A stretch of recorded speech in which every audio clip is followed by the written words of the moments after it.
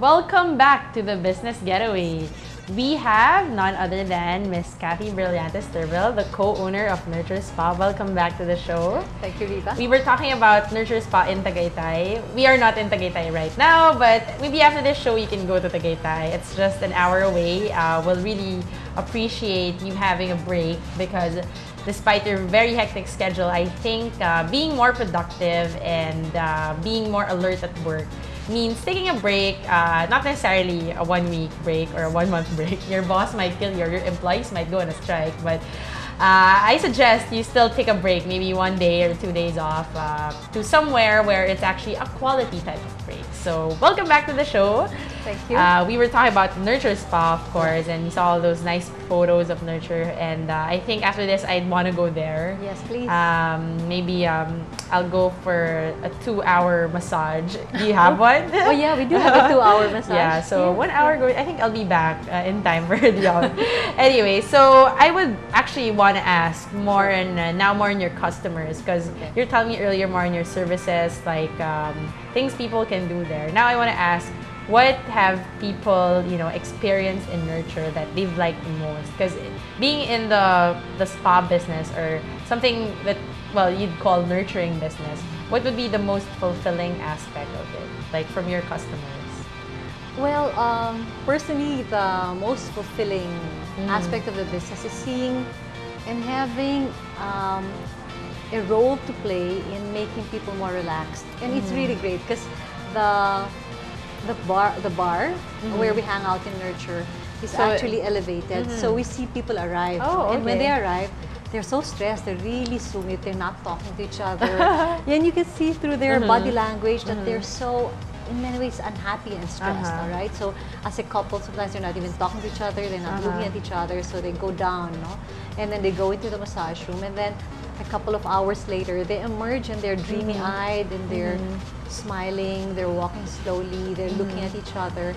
And that's the intangible aspect of the business. We feel like we've had a role in making life a bit better for our them. customers. Yeah.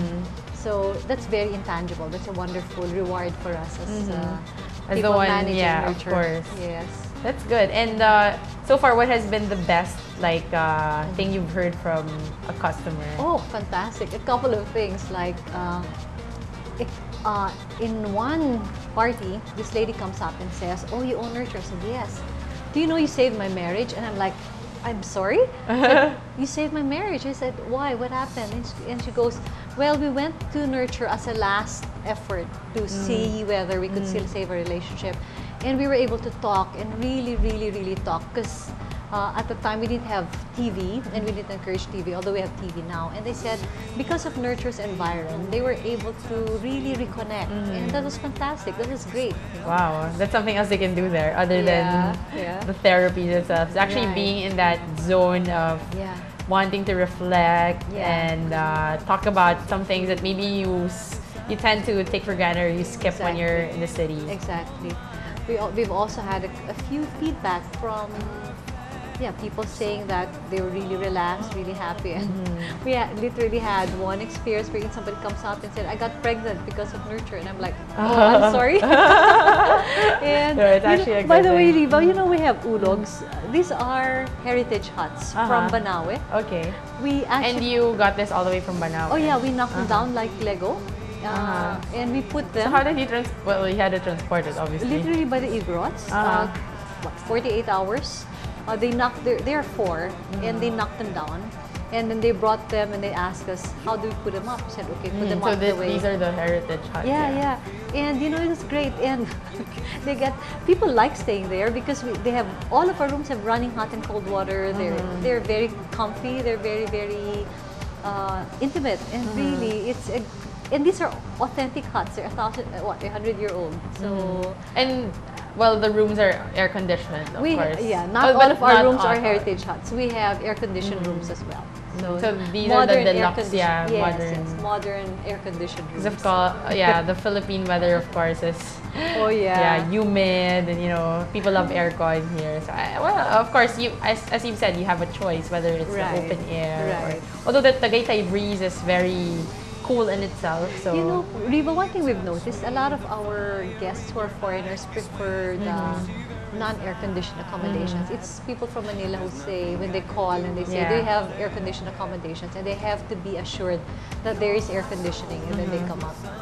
Okay, so at least that's another choice for them to, you know, to take if they want. Because I mean, not everyone has the same preference as you said. And this is one thing I wanted to ask also is, how do you actually, you know, satisfy the different customers you have? Because I'm sure you've gone through, you know, so many kinds of customers, but what do you do in order to like at least try to produce the outcomes that they want?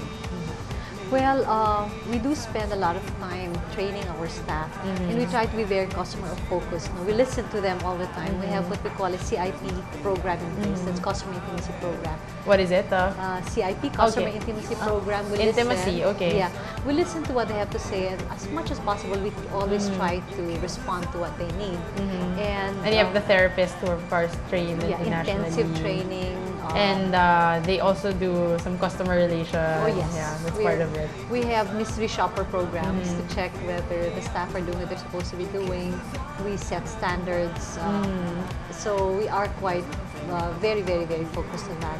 And whenever possible, we try to respond to guests' requests. What is this personal spa butler program like? Oh, well, when you are checked in for the wellness program, we want to make sure that you get your juices on time, you get your medicines on time, or your herbal capsules or on time. whatever you have to take. So the spa butler is there at your beck and call. She monitors you. She makes sure that you are on time for your spa treatments.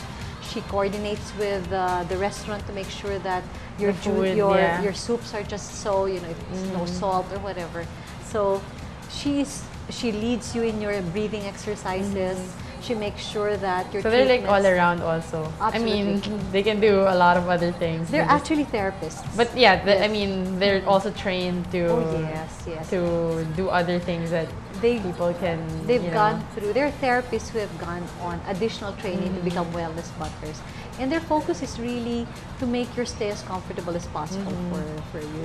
So great. At least we don't have to worry about anything if we're there, because as I've said, that's the last thing that people would wanna experience when they're on a vacation or in a getaway. So we try very hard, but at the same time, we also realize that we are not Shangri-La. I think that's very, very important.